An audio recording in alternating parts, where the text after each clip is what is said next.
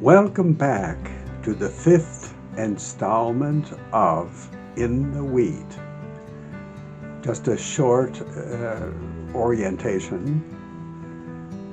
Back in 1990, I wrote a book called In the Wheat.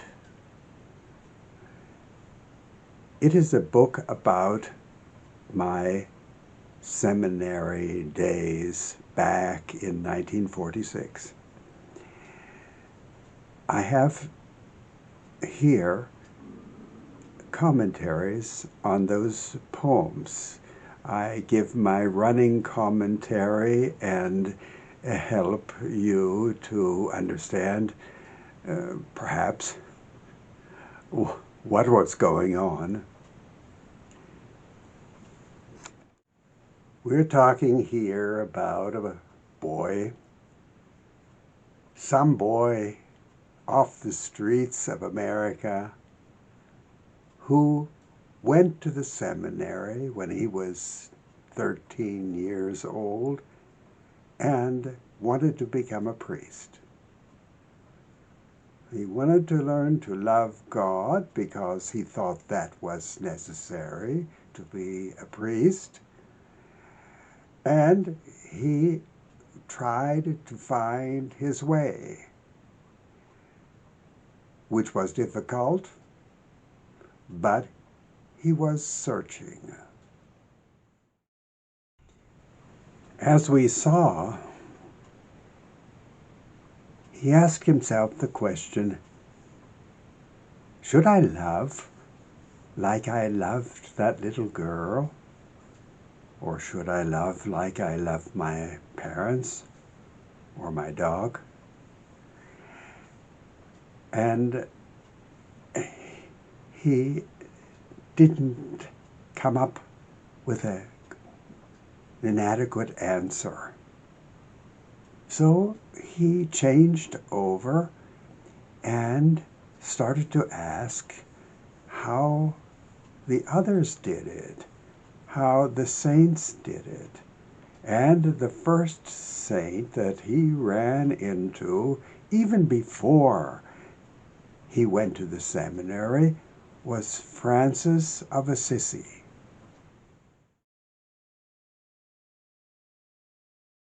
You said things to us in silence that fell into deep furrows of understanding. So different were we now, that only on reading about Francis of Assisi did we begin to fathom how finding you had altered us so deeply.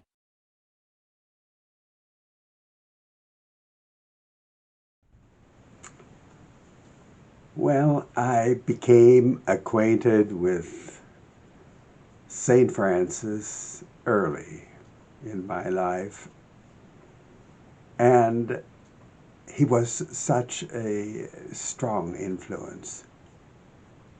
It was a story that a boy like me could easily understand and somehow associate himself with it.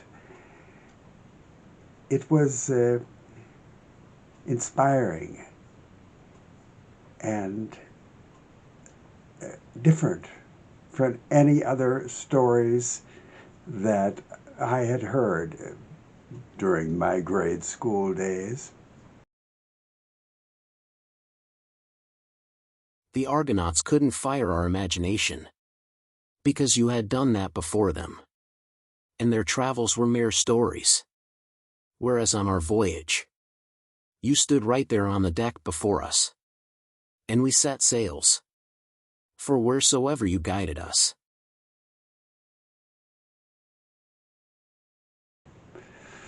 Anyway, I had this statue of St. Francis beside my bed while I was in grade school. Even before I went to the seminary, he worked his way into my thinking and stayed there indelibly.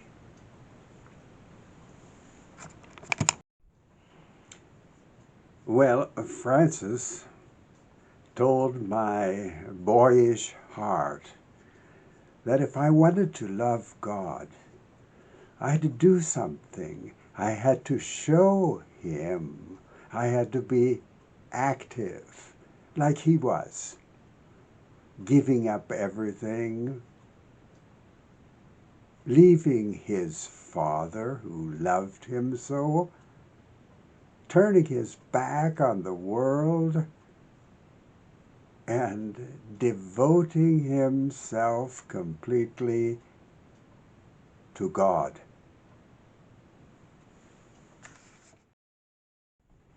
Well, here I was now in this seminary. I had given up my home, my parents, everything. But I was in a query as to what to do. I wanted to be radical like Francis, to give up everything, to show God how much I wanted him. But everything seemed to hold one back, to be more adjusted to life, to the life in the seminary, to the rules of the house, to the way that they expected me to be. We didn't sleep on briars. But when we wanted to, they gave us blankets instead.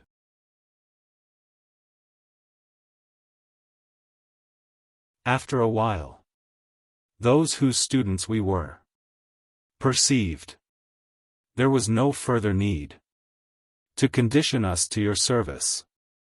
For in doing what they told us, and exacting even more, we now needed bridling. Saint Francis was a man of poverty. That was his great virtue. That means you should possess nothing, so that you are completely dependent on God. Well, I followed that line of thought and action, and in those early seminary days, I gave away a watch that my dear aunt had given me for graduation from grade school. Well, it almost broke my heart, of course, and I longed for that watch which I had given away. After a while, the boy whom I gave it to gave it back, and my world was in order again.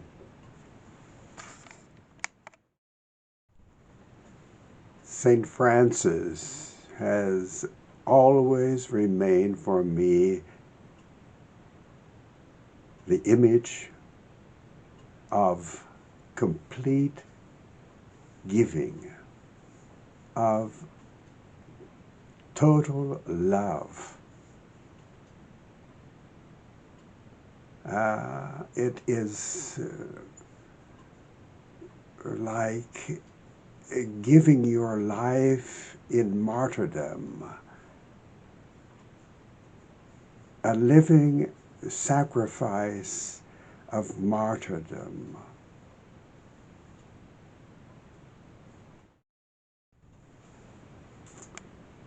Francis has been for me always a paragon of love. Loving the way we want to love. Seemingly impossible, but it's a giving of your whole life to someone. Like in martyrdom, you die, you give your life to show your love to God.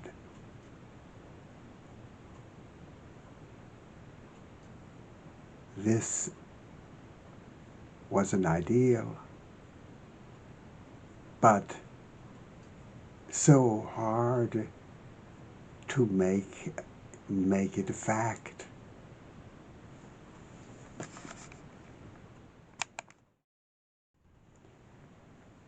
The boy we are talking about here, in all simplicity, thought that the way to love God was by wanting to have Him, by desiring Him, by longing for Him. It was as if you had to chase after God. You had to hunt Him. You had to try to make contact with Him through love. Love would waken the other to the feeling you had.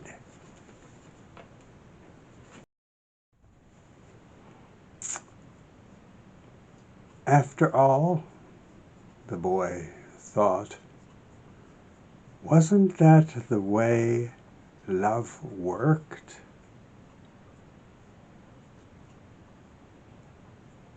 You didn't reach out and grab the other person.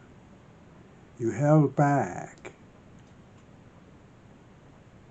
You convinced the others through heartfelt feeling that you somehow hoped the other person would respond to. There was no hands-on. There was longing and waiting.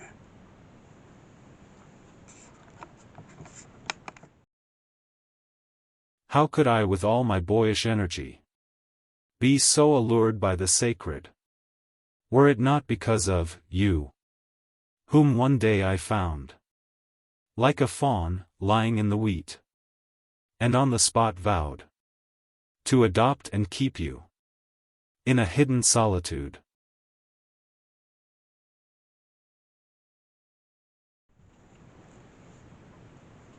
Perhaps this is the mysterious moment of finding, of attraction by the lover and to the loved one, and the loved one pulling one into the sphere of love.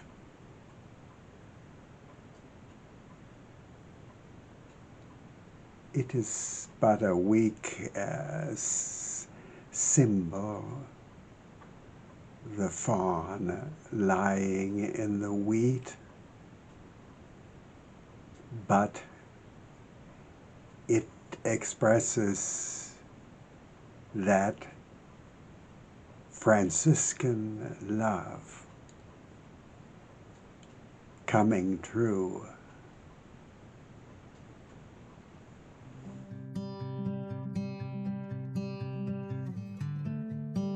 Now everything is new again. The winter is past, the ice is breaking. I can hear the gurgling of the brook. After spring has blossomed and summer ripened, you said you would return. Already I can hear you coming through the wheat, looking for him who once found you there and tended you one summer long.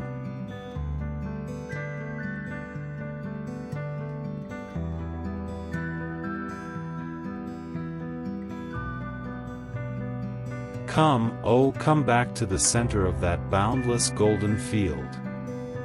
Come to the place I have kept for you while you've been gone. Come. All else will have no meaning in our solitude, where stillness and silence will hide our helplessness and shield the secret rapture of our wedded union oneness in an endless embrace of love.